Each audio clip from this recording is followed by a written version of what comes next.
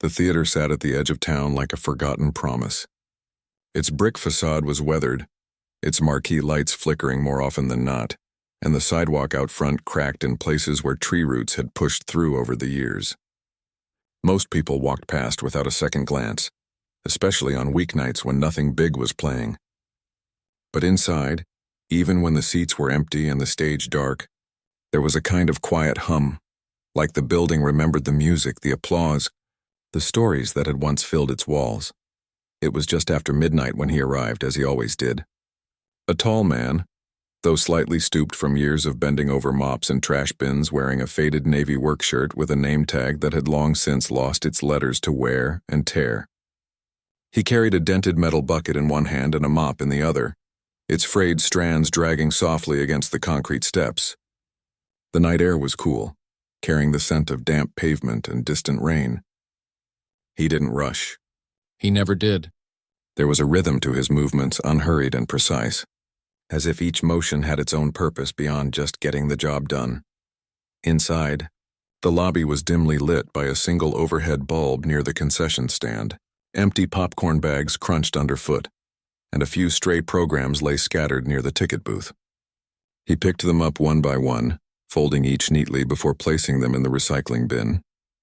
He wiped down the glass counter, polished the brass handles on the doors, and swept the carpet with a wide broom that whispered against the fibers. Everything had its place. Everything had its time. But it wasn't until he pushed through the heavy velvet curtain into the auditorium that his pace changed, just slightly. The space opened up before him like a cathedral. Rows of red velvet seats stretched toward the stage, bathed in the faint amber glow of exit signs. Dust motes floated in the air, catching the light like tiny stars. And there, center stage, sat the grand piano. Its polished black surface reflected the dim work lights overhead, smooth and silent. He set his bucket down near the first row and walked slowly up the steps to the stage. His boots made soft thuds against the wooden floor, the only sound in the vast emptiness. He didn't turn on the main lights. He never did. There was something about the shadows that felt right, like they kept secrets safe.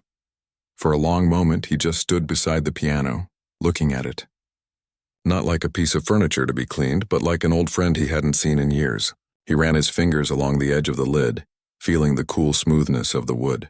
Then, almost unconsciously, he lifted the fallboard, the hinged cover over the keys, and let it rest gently against the prop stick. The keys gleamed faintly in the low light, ivory and ebony, waiting. He didn't sit. Not yet.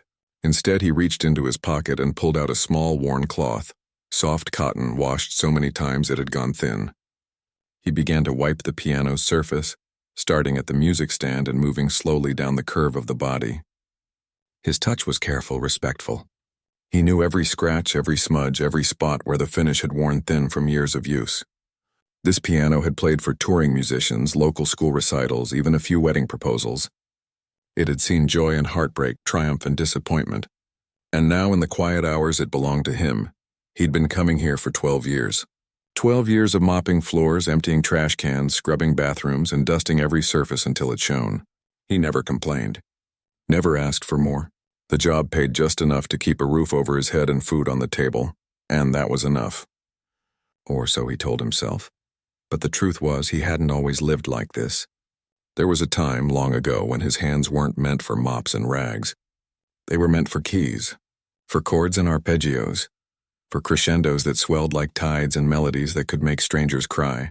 He'd studied at a music conservatory in another city, back when his future seemed wide open.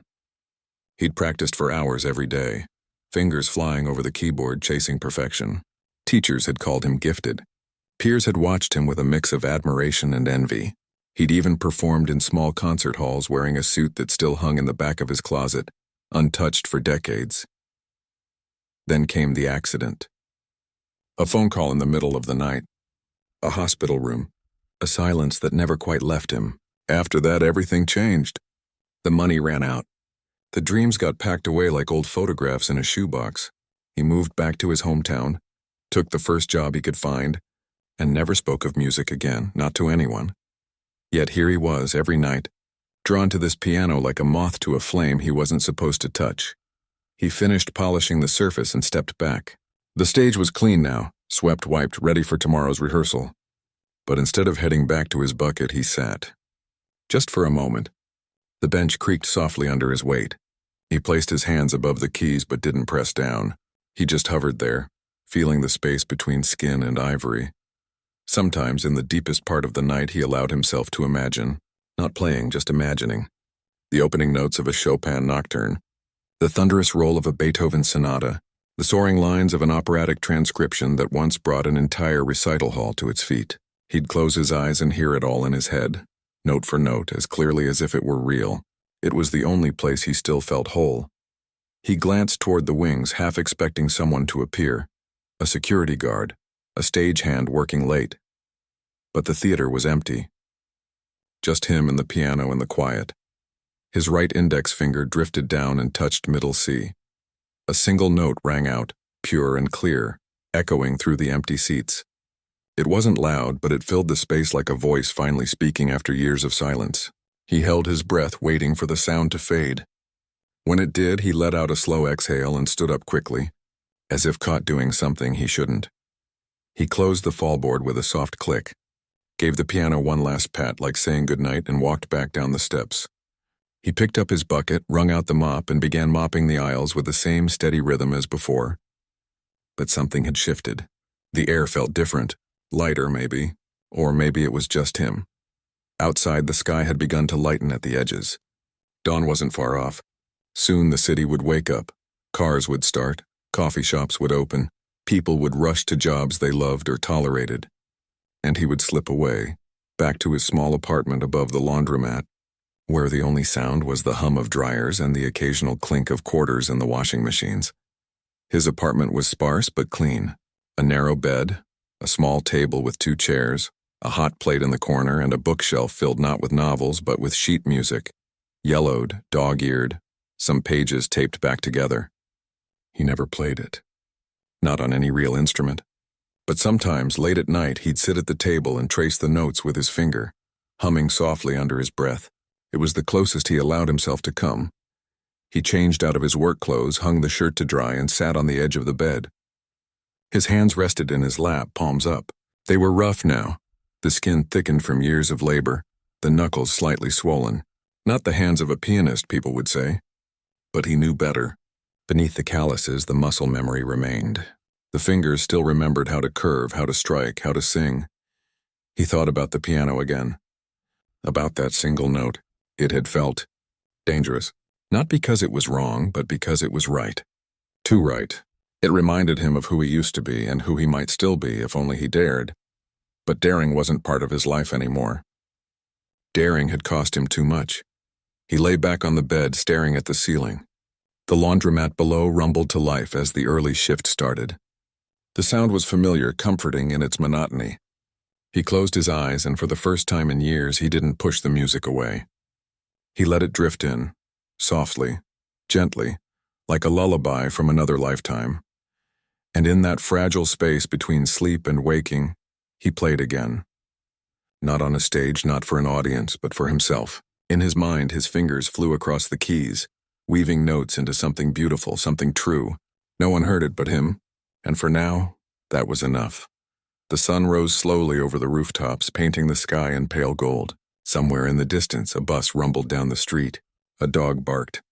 The world moved on, unaware of the quiet man in the laundromat apartment, or the music only he could hear. But later that day, when he returned to the theater for his evening shift, something would be different. A new opera company was coming in for a week-long residency. Big names, fancy costumes, high expectations, and with them came chaos. Last-minute changes, stressed crew members, and a stage that needed to be spotless by nightfall. He didn't know it yet, but tonight wouldn't be like the others. Tonight someone would see him, really see him, and that single note he'd played in the dark would echo far beyond the empty seats. But for now he slept, and in his dreams the piano was waiting. Rain tapped against the theater's roof like impatient fingers drumming on a table. It had been falling since early afternoon. A steady gray drizzle that turned the street slick and sent people hurrying under umbrellas or ducking into doorways. Inside, the usual quiet of the empty building had been replaced by a low hum of urgency. Boxes were stacked near the stage, Costume racks wheeled through the wings and someone kept shouting about a missing cello stand. The opera company had arrived that morning earlier than expected, and now the whole place felt like it was holding its breath, waiting for everything to fall into place before the gala performance in 3 nights.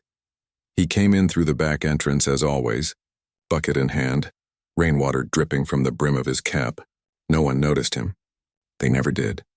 He hung his damp jacket on a hook near the storage closet, changed into his work shirt, and got to work without a word. The lobby needed mopping. Someone had tracked in mud. The restrooms required restocking. And the stage, as usual, was a mess. Sheet music scattered, coffee cups abandoned, a lone ballet slipper lying near the curtain. He moved through it all with the same quiet efficiency he always did. But tonight the air felt different. Tense, electric, even the dust seemed to hang heavier in the light. He could hear voices from the stage, sharp, clipped instructions, the occasional burst of laughter that sounded more like relief than joy. He kept his head down, focused on the floor, on the rhythm of the mop, on the familiar weight of routine. Then, halfway through wiping down the concession counter, a woman stormed past him, phone pressed to her ear, her heels clicking like gunshots on the tile. She was in her 40s, with sharp eyes and hair pulled back so tightly it looked like it hurt. A clipboard was tucked under her arm, and she wore a headset that kept crackling with static. She stopped abruptly, turned, and pointed at him. "You, the janitor." "Yeah, you." Her voice wasn't unkind, just exhausted. "The stage needs to be spotless in 20 minutes. Understudy's coming in for a run-through and the piano's got fingerprints all over it. Clean it properly, not just a wipe, polish it. It's got to look like it's never been touched." He nodded once. No words, just a slight dip of his chin. She studied him for a second, as if deciding whether he'd actually do it, then spun on her heel and marched off, already barking into her phone again about a missing wig. He finished the counter, rinsed his cloth, and headed toward the stage. The rain had picked up outside, drumming harder against the skylights. As he climbed the steps onto the platform, he saw the piano, its lid open, music sheets fanned out on the stand, a half-empty water bottle sweating on the floor nearby. He picked up the bottle, set it aside, and gathered the loose pages, stacking them neatly even though he knew they'd be scattered again in an hour. Then he got to work. He sprayed a gentle cleaner onto his cloth, not too much, just enough, and began polishing the piano's surface with slow, circular motions. He paid attention to the curves, the corners, the delicate inlay near the music desk. He'd done this 100 times before, but tonight, his hands moved with extra care, as if the instrument might speak if he treated it right. The stage was empty now. The crew had retreated to the green room for a break, and the understudy hadn't arrived yet. For a few precious minutes, it was just him and the piano and the sound of rain. He finished the top and moved to the front panel, crouching slightly. As he wiped near the keyboard, his pinky finger brushed against the edge of a key, C sharp, just below middle C. It depressed slightly, releasing a soft, resonant note that hung in the air like a held breath. He froze. The sound was so quiet, so accidental that most people wouldn't have noticed. But in the stillness of the theater, it felt enormous. It wasn't just a note, it was a memory. A door creaking open in a part of his mind he'd kept locked for decades. He glanced toward the wings, half expecting someone to appear and scold him for touching what wasn't his. But no one came. The only movement was the flicker of a work light overhead. He stood slowly, cloth still in hand. His heart beat a little faster, not from fear, but from something deeper, something like recognition. That note, it belonged to Rachmaninoff, the prelude in C sharp minor, a piece he'd played so often in his youth that his fingers could find it in their sleep. Dark, brooding, full of storm and sorrow, but also beauty. Always beauty. He looked at the piano again. Really looked. Not as a piece of furniture to be cleaned, but as an invitation. And then, almost without deciding, he sat. The bench was cold under him. He adjusted it slightly, sliding it forward just an inch, the way he used to. He placed his hands above the keys. They trembled, just a little. Not from age, but from the weight of what he was about to do. This wasn't practice. This wasn't imagination. This was real. He took a breath and played. The first chord rolled out like thunder, deep, rich, and full of longing. It filled the theater instantly, bouncing off the walls, rising into the rafters. He didn't hold back. He never had, even in private. Music wasn't meant to be timid. It was meant to be felt. His fingers found their old paths effortlessly. The left hand laid down a heavy, mournful foundation while the right soared above it, weaving melody like smoke through air. He played not just the notes but the spaces between them, the silences that gave the sound its power. He leaned into the phrases, letting them swell and recede like waves. His shoulders relaxed. His breathing slowed. For the first time in years, he wasn't thinking. He was simply being. Unbeknownst to him, someone had stopped in the doorway. The stage manager, clipboard still in hand, had come back to check on the piano. She'd expected to find him wiping it down, maybe humming to himself. Instead, she found him playing like his life depended on it. She didn't move. Didn't speak. Just stood there, coffee cup dangling from her fingers, eyes wide. Behind her, a lighting technician paused mid-step, cables in hand. A costume assistant peered around the curtain, mouth slightly open. One by one, people drifted toward the stage, drawn by the sound like moths to a flame they didn't know was lit. No one said a word. No one dared. The music built to its climax, a cascade of chords that crashed like waves against a cliff, then softened into its final, haunting resolution. When the last note faded, the silence that followed was thick, almost sacred. He didn't look up right away. He kept his hands on the keys, eyes closed, chest rising and falling. He knew, even before opening his eyes, that he wasn't alone anymore. Slowly he turned and saw them. A dozen people stood in the shadows of the wings and aisles, frozen in place. Some looked stunned. Others had tears in their eyes. The stage manager still held her coffee, though it was now cold. For a long moment, no one moved. Then from the back row, someone clapped, just once. A soft, hesitant sound. Then another joined in. And another. Soon, the quiet applause filled the theater. Not loud or showy, but warm, genuine, full of awe. He stood quickly, almost stumbling, and stepped away from the piano as if it had burned him. His face flushed. He looked down at his hands, then at the floor, unsure what to do or say. The stage manager walked forward, setting her coffee on a nearby stool.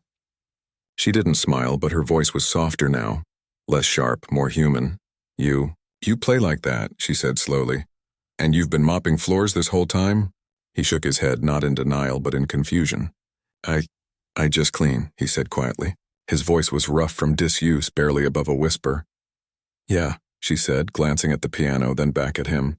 "But you also do that." He didn't answer. What could he say? That he hadn't touched a real piano in over 30 years? That he'd buried that part of himself so deep he wasn't sure it still existed? That he only played in his head, in dreams, in moments like this when no one was watching? But someone had been watching. And now everything had changed. The understudy arrived 10 minutes later, a young man in a crisp shirt carrying a folder of sheet music. He stopped short when he saw the crowd near the stage. "What's going on?" he asked. The stage manager turned to him, still looking at the janitor. "We might not need you after all." The young man blinked. "What?" She didn't explain. Instead, she walked over to the piano, ran a hand along its polished surface, and said, "Who taught you that piece?" The janitor hesitated. "No one. I just remembered it." "Remembered it?" She raised an eyebrow. "That's not something you remember like a phone number. That's something you live." He didn't know how to respond, so he stayed silent. She studied him for a long moment, then nodded as if making a decision. "The main pianist canceled this morning. Flu. We've been scrambling all day. The soprano's freaking out. The conductor's about to lose it." She paused. "Can you play for rehearsal tomorrow?" His stomach dropped. I don't think, just the accompaniment," she cut in gently. "Simple stuff. Mostly Tosca. You know it?" He swallowed. Of course he knew it. He'd played it at his final recital before everything fell apart. He knew every breath, every pause, every swell of emotion in that score, but that was a lifetime ago. "I haven't played with singers in a very long time," he said carefully. "Doesn't matter," she said. "You just did." And it was, honestly, it was the most real thing I've heard in this theater in years. He looked at the piano again, then at the faces watching him, curious, hopeful, waiting. He thought about his apartment, the laundromat, the mop bucket, the years of silence, and then he thought about that single note, the one that started it all. He took a breath. "Okay," he said. Just one word. but it felt like stepping off a cliff. The stage manager smiled, really smiled, for the first time all day. Good. Rehearsal starts at 10. Don't be late. He nodded, still dazed. As the crew slowly dispersed, returning to their tasks with new energy, he stood alone on the stage for a moment longer. The rain had let up outside. A sliver of moonlight broke through the clouds, casting a pale glow through the skylight and onto the piano. He walked over, closed the fallboard gently, and placed his hand on top of it, just for a second. Then he picked up his bucket and walked off the stage, his boots echoing softly in the empty hall. But this time, he didn't feel invisible. For the first time in decades, someone had seen him. Not the janitor, not the quiet man who cleaned up after everyone else, but the musician. And though fear coiled in his stomach like a cold wire, something else was there too, something warm, fragile, and stubbornly alive. Hope. The morning light filtered through the thin curtains of his apartment, pale and tentative, like it wasn't sure it was welcome. He'd been awake for hours, long before the first dryer downstairs rumbled to life. He sat at the small table, hands wrapped around a chipped mug of tea that had long gone cold. His eyes were fixed on nothing in particular, but his mind was racing, replaying last night over and over like a record stuck on a single groove. He hadn't slept. Not really. Every time he closed his eyes, he heard the piano, felt the keys under his fingers, saw the faces in the shadows watching him like he was something rare, something worth listening to. It didn't feel real. It felt like a dream he'd accidentally walked into while still awake. But the calloused hands resting on the table told a different story. They'd played, not in his head, not in memory, out loud, in front of people. And now he was expected to do it again in just a few hours. He glanced at the clock. 7:30. Rehearsal started at 10. He should have been preparing, reviewing the score, stretching his fingers, calming his nerves. But instead he just sat there, paralyzed by the weight of what he'd agreed to. What if he froze? What if his fingers forgot? What if they realized last night was a fluke, a moment of madness that couldn't be repeated? He stood abruptly, paced the length of the room twice, then stopped in front of the closet. From the very back, behind winter coats and old shoeboxes, he pulled out a leather-bound folder. It was worn at the edges, the corners softened by time. Inside were sheets of music, hand-copied, annotated in pencil, stained with coffee rings and the faint smudges of old fingerprints. Tosca, Act 2. The aria Vici d'arte. He hadn't looked at it in 32 years. He laid it on the table, smoothing the pages with trembling hands. The notes were familiar, like old friends he hadn't seen in decades. He traced the melody line with his index finger, humming softly under his breath. The phrasing came back to him instantly, the way the piano had to breathe with the singer, not lead, not follow, but move alongside like a shadow that knew when to step forward and when to fade. But knowing it in his head and playing it under pressure were two different things. He took a shower, dressed in his cleanest work shirt, ironed, though it still bore the faint creases of years in a drawer, and laced up his least worn boots. He didn't own a suit anymore, not that he'd need one. He wasn't a performer, he was whatever he was now. The walk to the theater felt longer than usual. The streets were busy, delivery trucks double-parked, shopkeepers sweeping sidewalks, kids laughing on their way to school.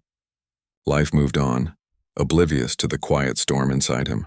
He kept his eyes down, hands in his pockets, shoulders hunched slightly as if trying to disappear. But when he pushed open the theater's back door, the air was different, calmer, expectant. The chaos of yesterday had settled into a focused hum. Someone was tuning a violin in the green room. A stagehand rolled a lighting rig across the stage. And there, near the piano, stood the conductor, a man in his late 60s with silver hair, round glasses, and a calm presence that seemed to steady the entire room. The conductor looked up as he entered. Not with surprise, but with quiet recognition. He nodded once as if they'd been expecting each other all along. "You're here," the conductor said simply. He nodded back. "I said I would be. No one made you." "No," he admitted. "But I couldn't not come." The conductor smiled faintly. "Good." He led him to the piano. "The soprano will be here in 10 minutes. She's nervous." The original pianist was her longtime collaborator. "She's worried the chemistry won't be there." He paused, studying him. "Can you listen more than you play?" I always did, he said softly. Then you'll be fine. The soprano arrived moments later, tall, elegant, wrapped in a silk scarf despite the mild weather. She carried herself like someone used to being watched, but her eyes were tired, uncertain. She gave him a polite nod, then turned to the conductor. Is this? She began, glancing at him. This is who played last night, the conductor said. Her expression shifted, curiosity replacing doubt. You played Rachmaninoff? In the empty theater? He didn't answer. Just looked at the piano. She stepped closer. Do you know Tosca? Yes, from memory. Most of it. She exchanged a glance with the conductor, then sighed. All right. Let's try Visidarte, just the opening. I need to feel if it's possible, he said. The bench felt different in daylight, less like a secret, more like a responsibility. He placed his hands on the keys. They were cold. He flexed his fingers, took a breath, and began. The introduction was simple, just a few chords, soft and mournful, setting the stage for the singer's despair. He played it slowly, deliberately, leaving space for her voice to enter. He didn't rush, didn't show off, just created a bed of sound for her to lie on. She watched him for a moment, then closed her eyes and sang. Her voice was rich, layered with pain and grace. And as she sang, something remarkable happened. He didn't just accompany her, he listened.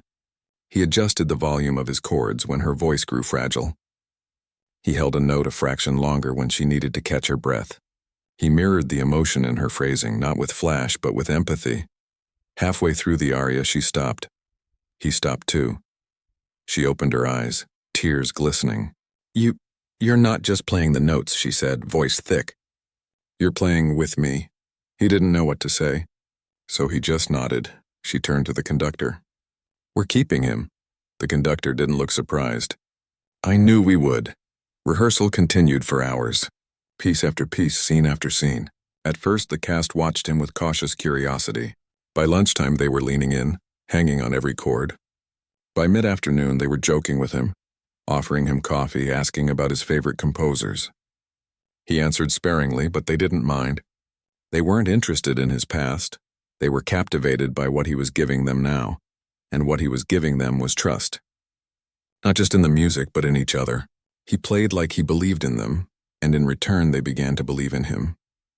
During a break, the stage manager brought him a sandwich and a bottle of water. She sat beside him on a prop crate, watching the crew adjust the backdrop. You ever think about doing this full-time? She asked casually. He shook his head. I clean floors. That's what I do. That's what you did, she corrected gently. Last night changed things, did it? He asked, not looking at her. Or did it just remind me of something I lost? She was quiet for a moment. Maybe it reminded you that you never really lost it. You just stopped letting it out. He didn't answer, but he finished his sandwich. As the day wore on, something shifted inside him. The fear didn't vanish, but it made room for something else, joy. Pure, unguarded joy. The kind that comes when you're doing exactly what you were meant to do, even if it's been buried for decades. During a run-through of the final act, the tenor hit a high note that soared through the theater like a bird breaking free. Without thinking, he matched it with a rising arpeggio that shimmered beneath the voice, lifting it even higher. The tenor grinned mid-note, eyes wide with delight. After the phrase ended, he clapped him on the shoulder. Where have you been hiding? He laughed, he just smiled. A real smile, small but genuine. By the time rehearsal ended, the sun was low in the sky, casting golden light through the tall windows. The cast gathered near the stage, chatting, laughing, already more relaxed than they'd been all week. The conductor approached him one last time. You'll be here tomorrow? He asked. Yes. And for the gala? He hesitated.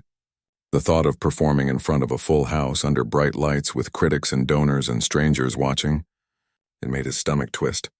But then he remembered the silence after his first note last night. The way the music had filled the emptiness. The way it had connected him to people who'd never spoken to him before. Yes, he said again, firmer this time. The conductor nodded. Good, the music needs people like you. Not just skilled hands, but hearts that listen. He packed up slowly, folding the borrowed score carefully before placing it on the piano bench. As he walked toward the exit, the soprano called out to him. Hey, she said, holding out a small notebook. Write your number in here. I'd like to keep in touch. Maybe we could collaborate again. He took the notebook, fumbled for a pen, and wrote down the laundromat's phone number, the only line he had. She smiled and tucked it into her bag. Outside, the evening air was cool and fresh. The city buzzed around him, but he felt strangely calm. Not triumphant, not famous, just seen. He walked home slowly, hands in his pockets, replaying the day in his mind. Not the mistakes, the few missed entrances, the slightly rushed tempo in Act 1, but the moments that worked. The shared glances, the breath held together, the music that happened not because it was written, but because it was felt. Back in his apartment, he didn't turn on the light. He sat by the window watching the street below. A couple walked by holding hands. A delivery bike zipped past. Somewhere, a piano played faintly from an open window, probably a student practicing scales. He closed his eyes, and for the first time in years, he didn't feel like he was waiting for his life to begin. It already had. He just hadn't been listening. The morning of the gala arrived with a hush that felt almost sacred. Not the kind of silence that comes from emptiness, but the kind that settles before something important begins. Like the quiet breath the world takes just before a storm breaks or a song starts. He woke before dawn, not because his body demanded it, but because his mind wouldn't let him rest. The laundromat below was still dark, the dryers silent for once, as if even they sensed today was different. He made tea, strong, no sugar, and sat at the small table, staring at the empty chair across from him. He'd rehearsed for 3 days straight now, longer hours than he'd ever worked cleaning, and yet he felt lighter, not because the work was easier, but because it didn't feel like work at all. It felt like coming home to a house he'd forgotten he owned. Still, nerves coiled in his stomach like old rope. Tonight wasn't rehearsal.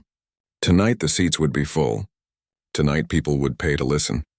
And though no one expected a miracle, just competent accompaniment, he couldn't shake the fear that he'd slip back into invisibility the moment the lights came up and the real performers took the stage. He dressed carefully, not in his work shirt, but in a dark button-down he'd bought second-hand last week, pressed with care over the back of a chair. His boots were polished. His hands, though still rough, were clean, the nails trimmed short the way his old teacher had insisted. He ran a hand over his thinning hair, then sighed. He didn't look like a pianist. But maybe, he thought, that didn't matter anymore. The theater was already alive when he arrived. Delivery vans idled out front, unloading floral arrangements and programs. Ushers in crisp vests checked seat assignments. A photographer snapped pictures of the cast near the marquee, their smiles bright under the morning sun. He slipped in through the back, unnoticed as always, but this time someone was waiting. The conductor stood just inside the stage door, sipping black coffee from a paper cup. He didn't look surprised to see him so early. Couldn't sleep, he asked. No? Good. Means you care. They walked inside together. The stage was bare except for the piano, now centered perfectly under the main spotlight. The instrument had been tuned that morning, its voice clear and resonant. A fresh stack of sheet music sat on the bench, neatly labeled. Someone had even placed a small glass of water beside it, just in case. You'll warm up before curtain, the conductor said. 30 minutes. Just you and the piano. No one else allowed on stage, he nodded. Thank you. It's not a favor, the conductor said gently. It's necessity.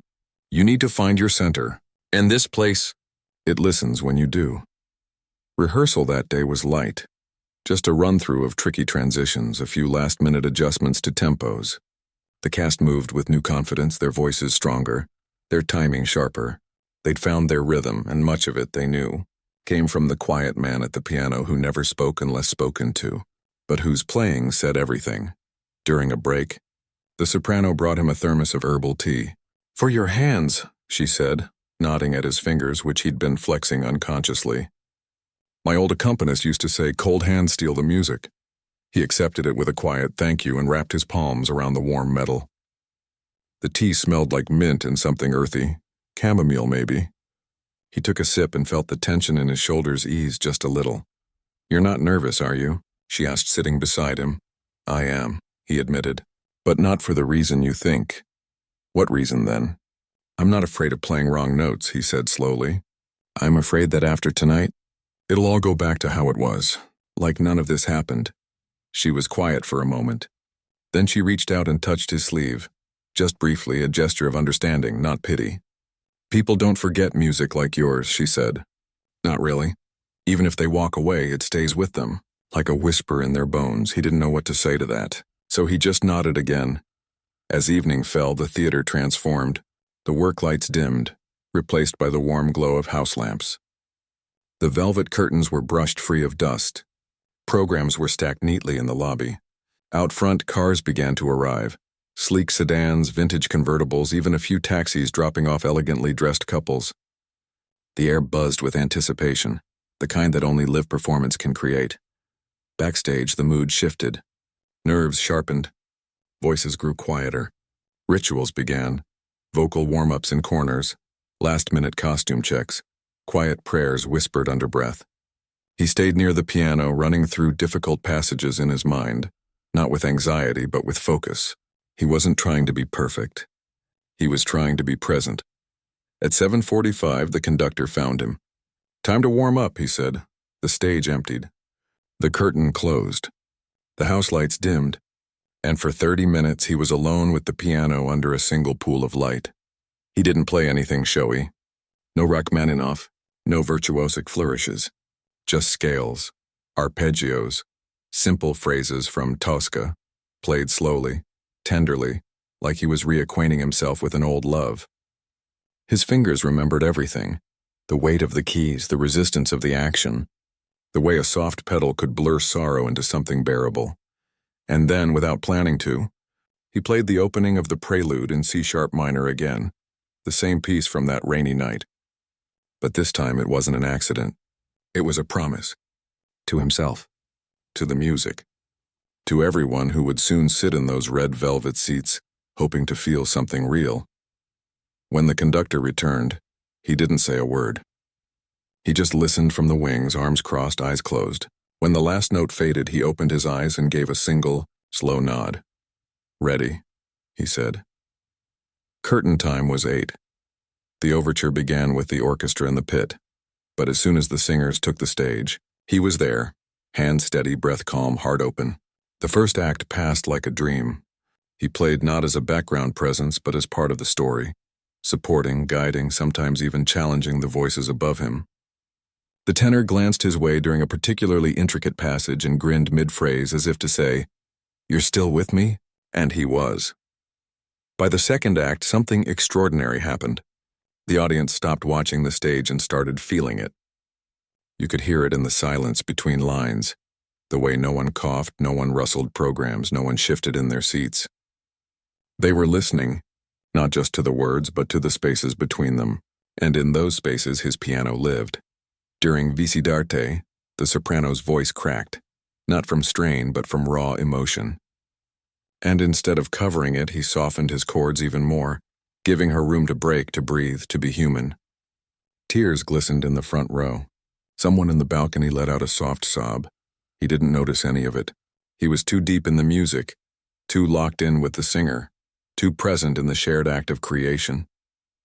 For those few minutes there was no past, no future, just the note being played, the breath being taken, the story being told. When the final curtain fell, the applause was thunderous. Not polite, not routine, but deep roaring, the kind that shakes the walls. The cast took their bows, smiling, bowing low, arms linked in triumph. And then as the conductor stepped forward, he did something unexpected. He turned, walked to the edge of the stage, and gestured toward the piano. The spotlight swung, and there he was, still seated, hands resting on his knees, eyes wide with shock. The audience didn't hesitate. They rose to their feet, not because they'd been told to, but because they couldn't stay sitting. The clapping grew louder, more insistent. Some people whistled. Others shouted, "Bravo!" Not at the stars, but at the man who'd spent years cleaning their seats. He stood slowly, awkwardly, and gave a small bow. Not deep, not theatrical, just a quiet acknowledgement. Then he stepped back into the shadows as if retreating from the light felt more natural than standing in it. Backstage, the cast surrounded him. The soprano hugged him, briefly, fiercely. The tenor clapped him on the back so hard he nearly stumbled. Even the stage manager, usually all business, had tears in her eyes. You did it, she said simply. I just played, he replied. No, she said. You reminded us why we do this. Later, after the crowd had dispersed and the theater emptied, he stayed behind to help strike the set. Not because he had to, but because it felt right. As he folded chairs and stacked programs, the conductor approached him one last time. There's talk, he said, of extending the run. Maybe even taking this production to another city next month. He looked up. Oh, they want you to come. He was silent for a long time. Then, I have a job here. You have a gift, the conductor corrected gently. And gifts aren't meant to be hidden in broom closets. He didn't argue. He just nodded, letting the words settle.